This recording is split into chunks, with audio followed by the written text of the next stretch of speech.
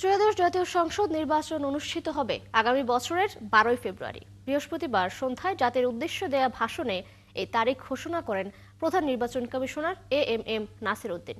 একই দিনে হবে জুলাই সনদ নিয়ে গণভোট। জাতীয় নির্বাচনের মনোনয়ন দাখিলের শেষ তারিখ 29 ডিসেম্বর, আর 22 জানুয়ারি থেকে শুরু হবে প্রচারণা। শেষ হবে 10 ফেব্রুয়ারি সকাল 7:30 পর্যন্ত। জুলাই গণঅভ্যুত্থানের পর এই নির্বাচনকে ঐতিহাসিক বলে অভিহিত করেছেন সিইসি। দর্শক, বাকিরা দেখব ফারজান আক্তারের প্রতিবেদনে। দেড় দশকে তিনটি নির্বাচন কখনো একতরফা, আবার কখনো হয়েছে রাতের আধারে। সেই আধার কাটাতেই 24-এর বাংলাদেশে হয়েছে জুলাই গণ অভ্যুত্থান। সকলের প্রতি আইন অন্তর্বর্তীকালীন সরকার গঠনের 14 মাসের মাথায় ঘোষণা এলো জাতীয় নির্বাচনের। একই দিনে অনুষ্ঠিত হবে জুলাই সনদ বাস্তবায়নের গণভোট। মহান সৃষ্টিকর্তার কাছে শুকরিয়া। সন্ধ্যায় জাতির উদ্দেশ্যে দেয়া ভাষণে ত্রয়োদশ জাতীয় নির্বাচন ও গণভোটের তফসিল ঘোষণা করেন প্রধান নির্বাচন কমিশনার এএমএম নাসির উদ্দিন।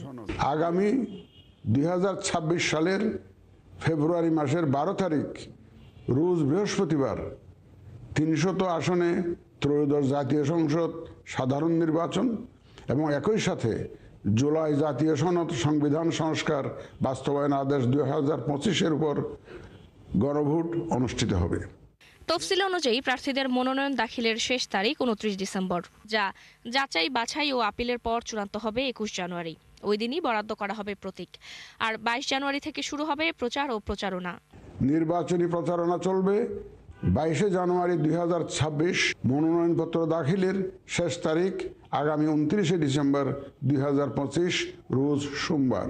মনোনয়নপত্র বাছাই হবে আগামী 30 ডিসেম্বর 2025 রোজ মঙ্গলবার হতে 4 জানুয়ারি 2026 রোজ রবিবার পর্যন্ত। রিটার্নিং অফিসারের আদেশের বিরুদ্ধে কমিশনে আপিল দায়েরের শেষ তারিখ 11 জানুয়ারি 2026 রোজ রবিবার।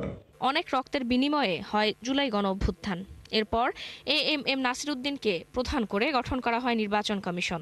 কোনো ধরনের ভোট করার অভিজ্ঞতা ছাড়াই দুইটি নির্বাচন একসাথে করতে যাচ্ছে সিইসি বলছেন, এতে রাজনৈতিক দলগুলোকে শক্ত ও পরিপক্ক ভূমিকা রাখতে হবে। আমি এবার নির্বাচনে অংশগ্রহণে ইচ্ছুক প্রার্থী এবং দলসমূহের প্রতি দু একটি কথা বলতে চাই। আসুন আমরা আচরণবিধি মেনে একটি শান্তিপূর্ণ ও উৎসবমুখর নির্বাচন নিশ্চিত করি। শান্তিপূর্ণ সহাবস্থান এবং পারস্পরিক শ্রদ্ধা নিশ্চিত করে ভোটারদের বিশ্বাস ও আস্থা অর্জনই হোক আপনাদের লক্ষ্য। রেওয়াজ অনুযায়ী তফসিল ঘোষণা থেকে ভোট গ্রহণের দিনের মধ্যে 40 থেকে 45 দিনের পার্থক্য থাকে। তবে এবার সেই সময় বাড়িয়ে করা হয়েছে 2 মাস। সব রাজনৈতিক দল প্রার্থীদের ভোটে অংশ নেওয়ার আহ্বান জানিয়েছেন সিইসি।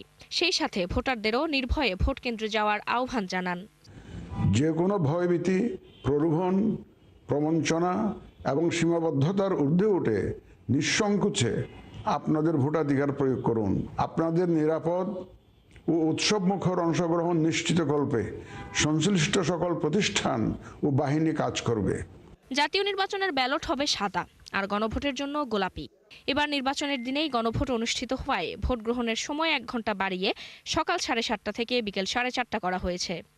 এই কমিশন গুরুত্ব দিয়েছে প্রবাসী ভোটিংয়ে। প্রবাসীদের ভোট নিশ্চিতে তৈরি করা হয়েছে IT supported postal ballot voting পদ্ধতি।